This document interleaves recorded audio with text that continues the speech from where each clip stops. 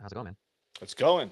It's Going. Wednesday. It's not Tuesday because we couldn't do Monday because YouTube seems to be the most flexible, but YouTube requires 24 hours after channel creation. 24 hours. 24 hours, which is, we were like, wow, how could they, Yeah, that sucks. stop 24 us from hours. going live?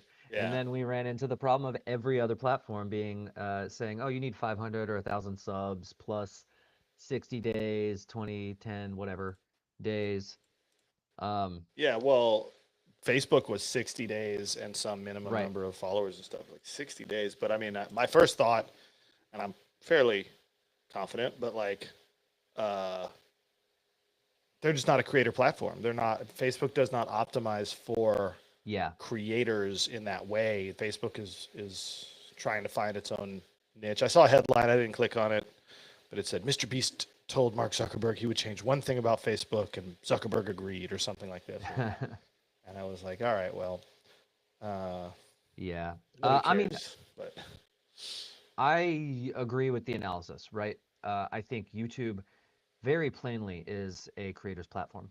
yeah, Twitch is a creator's platform. There are obviously these different platforms that are set up, built for creators, and Facebook is very much not that.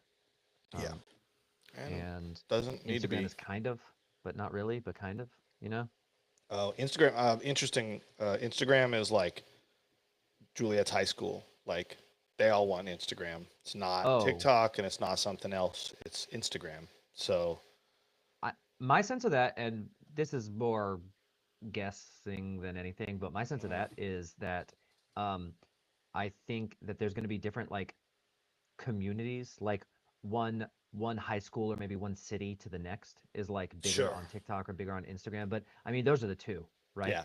Although I did see some like polling on like Gen Z, and I know Juliet's not Gen Z, but she's younger than that. But there Yeah. is like a slight shift away from TikTok, like thinking it's a bit, starting to think it's a bit cringe, and I mean, the Gen Alpha is going to be very what their parents say, right? Like mm, if the parents, like Juliet doesn't have a TikTok account, but she has an Instagram account. So like yeah. that is, partially because How she asked many for it, and how partially many be, hidden accounts does she have? yeah, yeah. Uh, Only the six I know about. Cool. Um, the Finsta, as it was called, the Yep. first wave of fake Instagram accounts. Um, cool. Well, you said there was some agentic news. I have not been up on the agentic news today. What have you been seeing that's cool? Yeah, absolutely.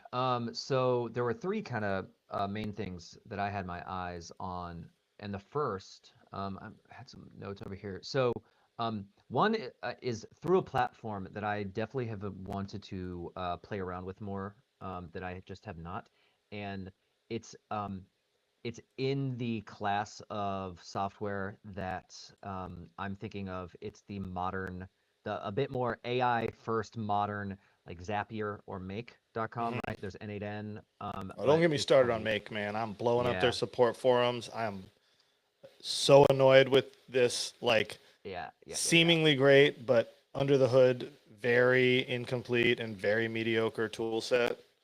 Hmm. Anybody from Make wanna hop on and listen to some real world gripes? Come on, cause Well, damn uh, it. on that note, so maybe it's not even, and this is unfair because I haven't really used this service before, but it's called Lindy, and it's lindy.ai.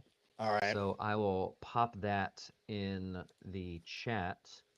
Oh, I don't have chat up. Oh well. It's Um, over there on the right. It's over there on the right.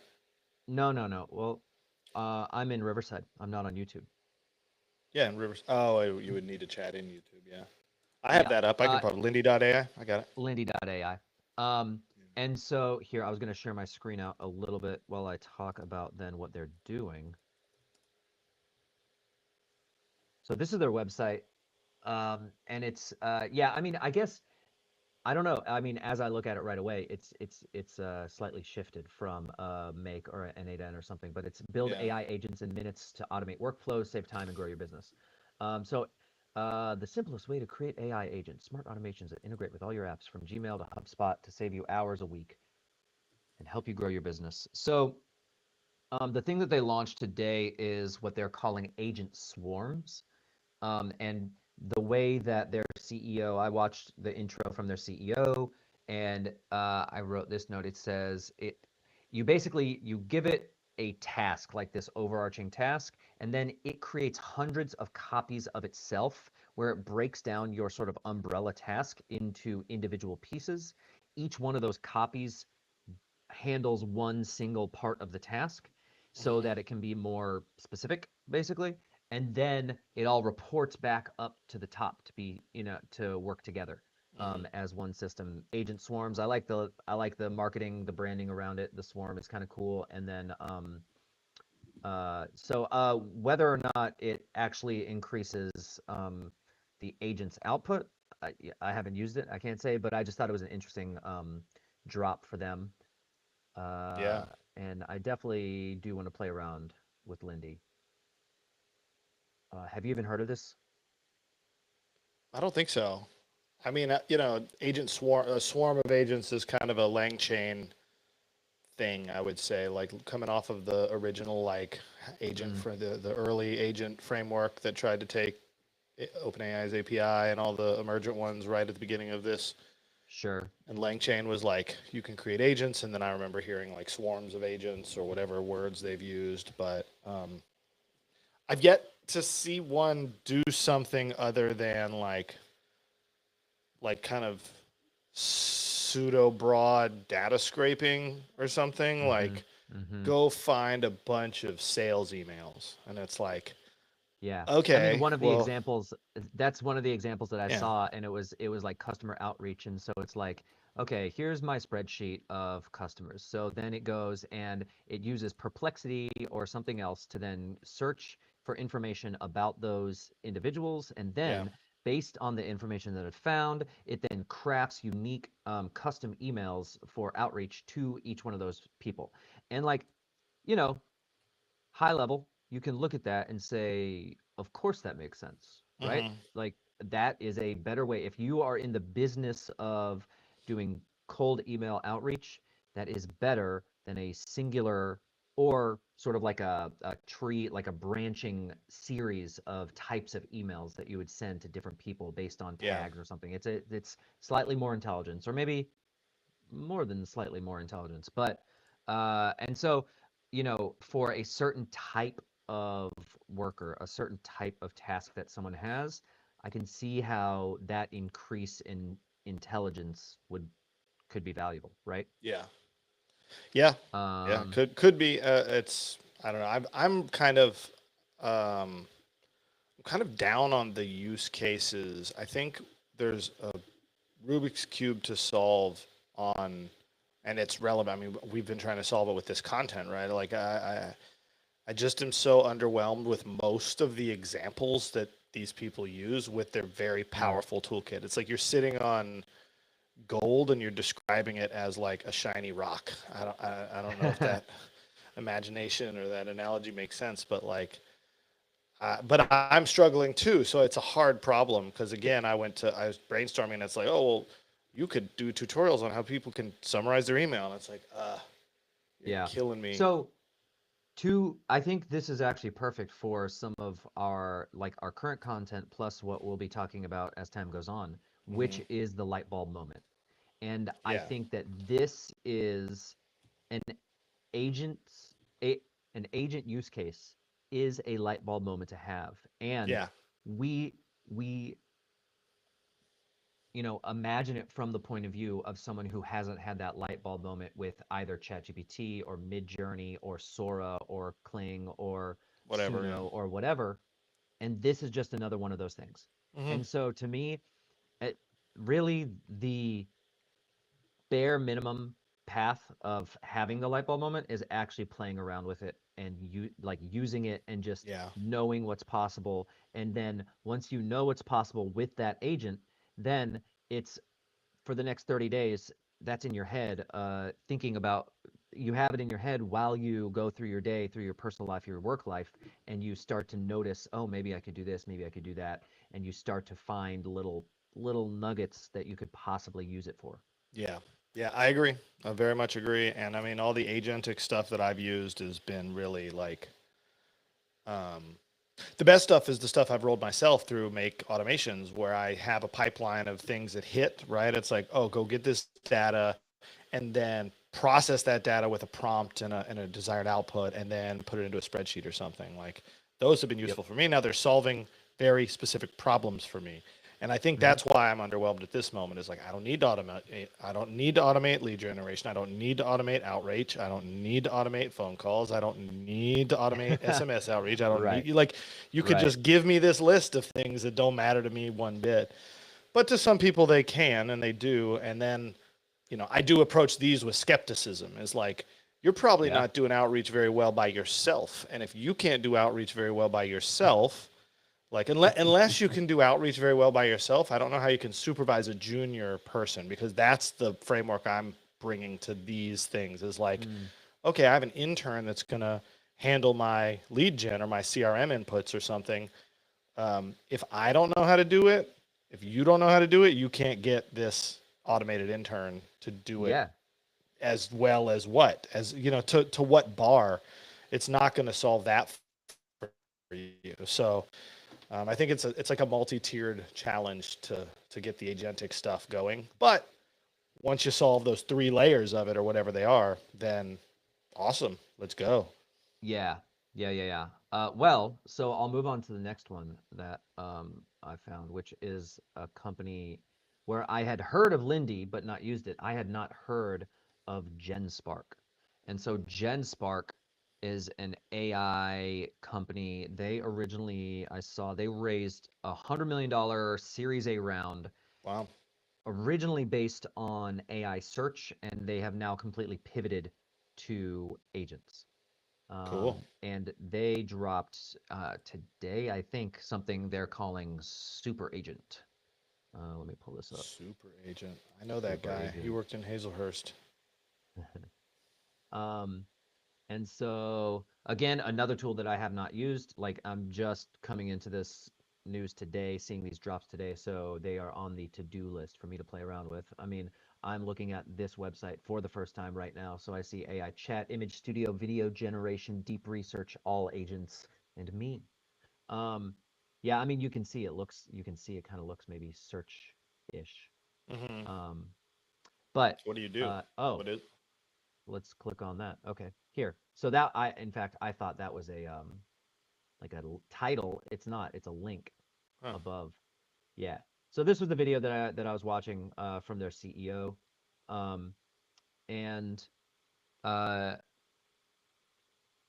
one of the interesting things that I saw was that it claims so there is a benchmark standard called Gaia, GAIA, General AI Assistant is what it Okay. stands for, and it's just a benchmarking platform. In fact, let me see if this will show up here because I found this, and so it's been on Archive for a while. This was back in November of 2023, and um, Gaia proposes real-world questions that require a set of fundamental abilities such as reasoning, multimodality, handling, web browsing, and general tool use proficiency.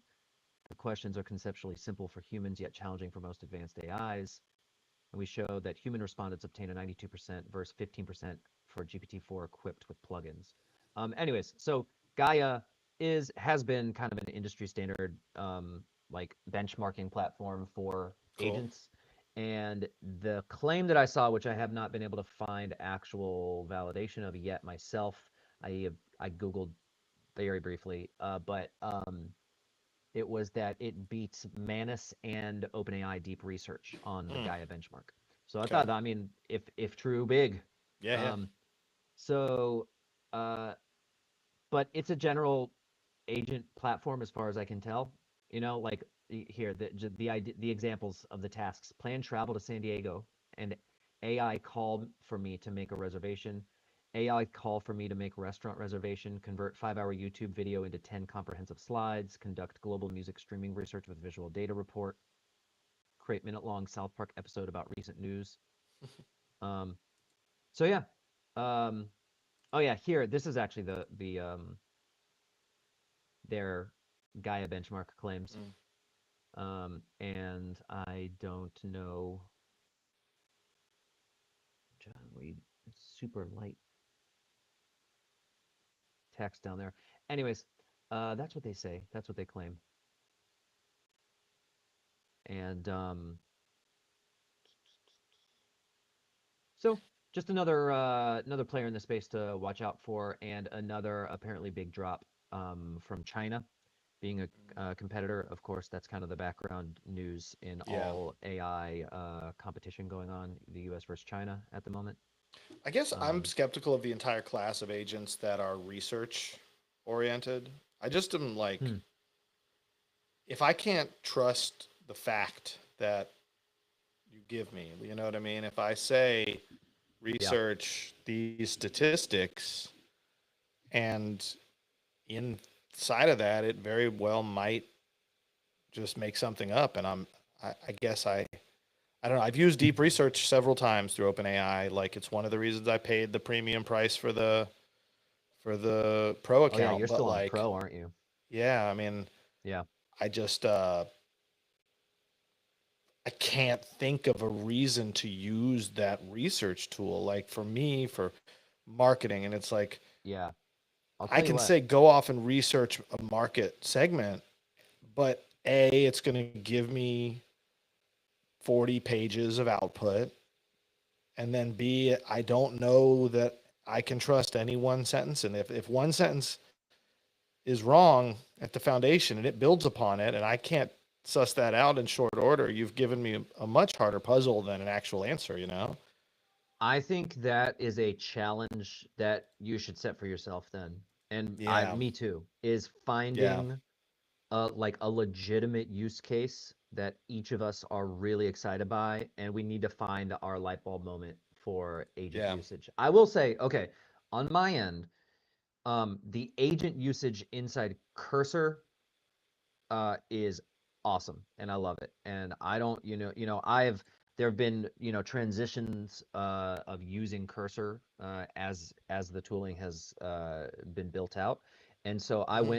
I went from precursor of just chatting with ChatGPT, copy and pasting that into my IDE back when I just still used VS Code. Then Hmm. seeing the launch of Cursor initially when it like I mean I got it pretty early. I don't know, and it wasn't day one, but it was pretty early. And then Yeah. switching from VS Code to Cursor, and then inside Cursor it was chatting with it and then copy and pasting from the results from the AI chat built into Cursor over to the code section in the center. And then Yeah. it was they implemented their apply model. So you would chat with AI and you could just click apply next to their output, which would then apply it directly to your Hmm. code over to the left, and then to agent mode, which is working with multiple files, automatically applying, and making multiple tool calls, fixing lint errors, all that kind of stuff, all in one Yeah. stream. And so, to me, that is like absolutely that is for me a light bulb moment that I've had, which inside Cursor. Outside of that, I have not had any, but Yeah. absolutely the agent mode in there is awesome, and I love it. Yeah. And I mean, I think that's how it's going to go. It's the narrow space and then it'll broaden, right? You're in a Yeah, narrow space, you're in a single yeah, application with a single, I mean, it's a broad and diverse use case, but it's still inside the context of one profession and one like goal output that the developers are optimizing for. And then it'll generalize back out. So, cool. Well, hey, we're at 19 minutes. I think maybe let's wrap and let's oh. do video tomorrow. Let's focus on the video Let me say creation. Or do you have one more? one last thing. There was one more, Oh, yeah. and it Sorry. was that's cool, that's cool. Uh, so it was uh oh here I forgot I'm sharing one tab. So it was this, and it's the oh wow, No, no, it wasn't. apparently not. Apparently X.com. Or it might have been, but it isn't now. Let's see. I wonder if I can share this. There we go. Okay, so this was the other thing, which coming right off of Gaia. OpenAI dropped today. We're releasing Paperbench, a benchmark evaluating the ability of AI agents to replicate state-of-the-art AI research as a part of our preparedness framework. Agents must replicate top ICML 2024 papers, including understanding the paper, writing code, and executing experiments. I We bet evaluate ICML, I'll look it up. ICML, I bet, yeah, is International Consortium for Machine Learning. probably. I'm guessing We that code. evaluate replication attempts using detailed rubrics co-developed with the original authors of each paper. The rubrics systematically break down the 20 papers into 8,316 precisely defined requirements that are evaluated by an LLM judge. Open sourcing I was right, by the Paperbench. way. Nice. Yeah. So they've open sourced Paperbench. So I just pulled up the Git. It's in another tab, and then they have their paper here. So yeah. Um, I mean, when we talk about job disruption as a central theme of our content here, yeah. um, job disruption for AI research is like a super real risk, and that will be, you know what I mean? Like that's kind of part of the double Are you down are and Are you imagining that? I mean, I think of that in a legal framework, like in the legal profession. I think of that inside of a place like a McKinsey or your top, um, consultants. I think of I'm that talking about in, at Anthropic and at OpenAI. I'm talking oh, about those so researchers. those They're researchers, basically, Anthropic, OpenAI, et al., will create agents that will then replace the need for the human researchers at yes, those places. yes. Okay. Yeah. Um, yeah. That is, for some reason, my initial reaction to that is kind of like is skepticism Yeah. in the sense that like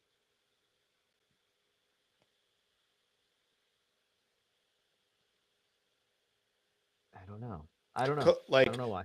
coding is I heard someone else describe it the other day, and I'm blanking on which podcast or content it was in, but like coding is so perfect for AI to get right because it's defined, it's documented, it's text based, LLM Yep. style And AI, right? it's objective. I mean, there are things, there are You different can run types of evals, you know if it y- works or not. You know what I yeah, mean? Like there's just you can't do that with poetry with a it's subjective such a output or bound like it's a art. bounded space.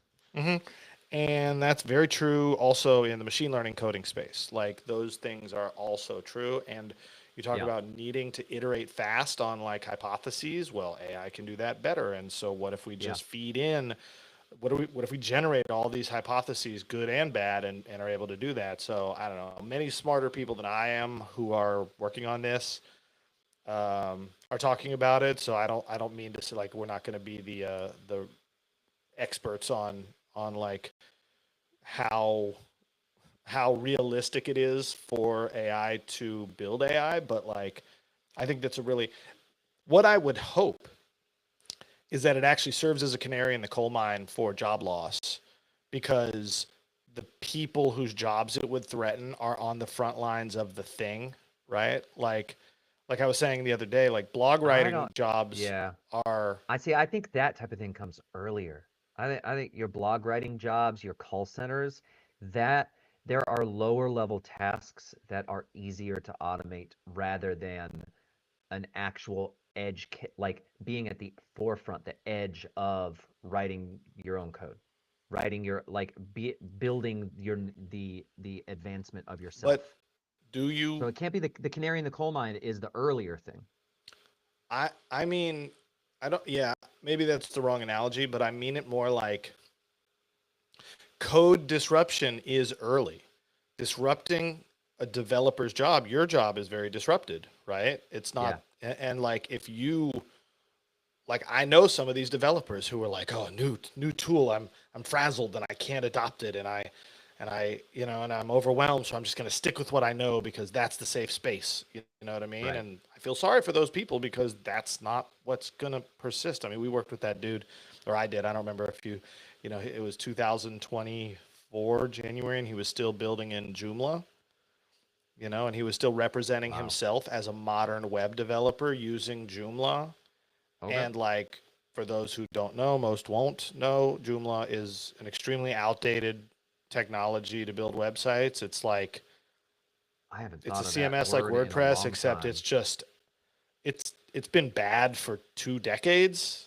And like if you're still using that, it's a signal to me that you're way behind the times, you know. And you could probably build stuff with it. I'm not, you know, but if you're selling it to clients as a good modern solution, you're misleading them, or you yourself are misled.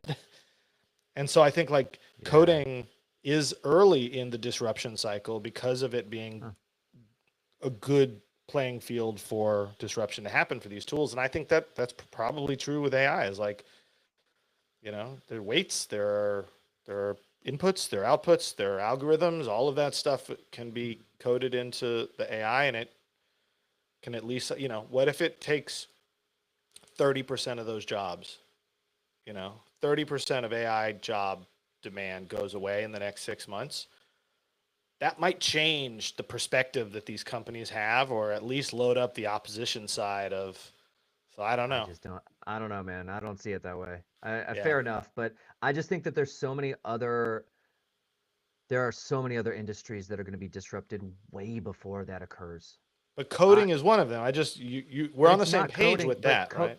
Coding is different than uh, building the next like there's the research arm and then there's the coding arm and Hmm. coding AI is still at an early stage relative Sure. to where it will be eventually. And so I just like the I think the advancements, I mean, you look at the voice advancements through what is it, Sesame or 11 Labs or whatever, and then you think of you put an agent with a human-like voice and get better outcomes with you basically are talking to a natural or a, a natural English speaker rather than someone outside of the country who people, rightly and wrongly are annoyed by when they can't get their point across. And uh, I don't know. I just see these other industries as being disrupted way before something like that happens. So it's Yeah. like that's to me that's further down the pipeline, but not it's not that it won't come, but just further down. Yeah, yeah, yeah. Yeah, fair enough. I mean, and Nah, the thing is none of them are mutually exclusive, right? Like they're all yeah, happening at the same time. It's just the pace of yeah. like we had the conversation the other day, and I think we should do more of an episode on this actually, which is like when will the first major fast food chain go all AI drive-through order taking, right? Like it has to Yeah. be soon. The incentives are too great. PR incentives, margin incentives, efficiency incentives, feedback loop incentives, like first to market incentives, which is basically PR. But like, I don't know. It's And you would assume it would come from a smaller player who wants a challenger. to differentiate themselves, A challenger, right? yeah. Wendy's I don't wants know to if do it's it, yeah. or Burger King wants Like to I was do thinking it. somebody like Sonic or somebody Yeah. small like A&W or some Yeah. small regional player or Yeah. something. I don't know. Um, uh, Jessica and her family call it Crappy D's. Go to a Captain D's. You know, those Ah, fast food places I still exist. forgot. I Uh, not it's my not world not on your. You're not in on that many line. for many reasons. Yeah, yeah, Um, yeah. but Well, we'll see. yeah, we'll I see. think that stuff's super interesting though, because that segues. I mean, we could talk about AI research and all that, but like the real world impact of jobs disappearing, and this is kind of part of my thesis, which is like, I don't know, it seems ignorant to say or whatever, but like there's just this class of jobs that no one wants, and then that class of jobs will go away, and there will be this temporary pain where people don't have those jobs, and that will suck. Like if you're paying your Yeah, bills wholly or partially from a fast food drive-through operator job, and you lose that job because it goes to AI, that will be like talked about en masse if there's like a big movement on that. But at the end of the day, like that job kind of shouldn't have existed in the first place, or like shouldn't supposes some like objectivity. But it's not. There's nothing sacred about that job that it didn't used to exist and it won't exist in the future. And so like we're just in this middle time where it does exist, but like that doesn't mean anything about the importance of that job, you know? Yeah, I I mean, don't know. It's I dangerous you know, territory because it can trigger people, and rightfully it's so. But like, there like yeah, there we you have to you have to keep a human centric view on this when talking about job loss, in my opinion. And so yeah, it's I agree with the philosophical point. There is no guarantee for any type of job to specifically exist for some objective reason. The the laws of physics do not say that job X, Y, and Z have to exist, right? yeah, And so that is true. And it's just that is one perspective. It's like it's true and fair to bring up, and also it's not the only perspective that should be brought up in the conversation about it. And I know that yeah. that's not what you were doing, but No, no, no. just to say it out There's loud. like two pieces to say out loud because I do want to explore this later in more detail and focus. But like the two classes of jobs, as I would describe them, if there's a class where like most people would rather not do it, like there are very few carpenters who would rather not be carpenters. Like and same with web developers. Is like you might not want to be a web developer at this company, but like you still put the time in on your own to be a web developer or a carpenter or something, right? And then there's the call center worker who does it because they have to do it. Like that job is there as a necessary evil to pay your bills or something. And I think that category of job is in the bucket I'm talking about. And then the other one is like the racket. Like I think the like we talked about blog writers the other day. Most blog writers, when that became a thing, were like, "Can you believe I'm getting paid to do this? Like, look, I can just write a couple paragraphs and I can just like do this."